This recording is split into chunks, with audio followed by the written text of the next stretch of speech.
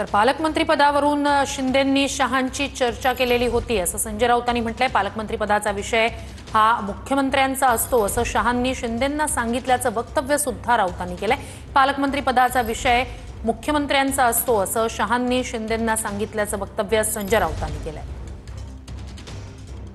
पालकमंत्री आपापल्या भागामध्ये झेंडे फडकवू द्या, पण याच्यामुळे हे जे कोण शिंदे गटाचे लोक आहेत त्यांची लायकी काय हे देवेंद्र फडणवीस यांनी दाखवून दिलं।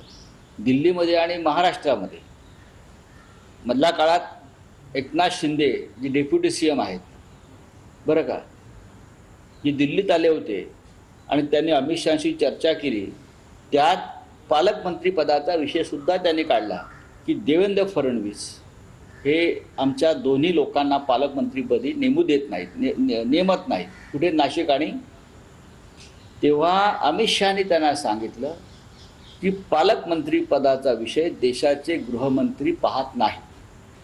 पालकमंत्रीपदी कोणाला नेमायचं हा राज्याच्या मुख्यमंत्र्यांचा अधिकार असतो। तो मैं उस बारे में मुख्यमंत्री को कोई सूचना नहीं दे सकता आणि देशाचं गृह मंत्रालय पालकमंत्रीपदी कोणी बसावं हे सांगण्यासाठी नाही।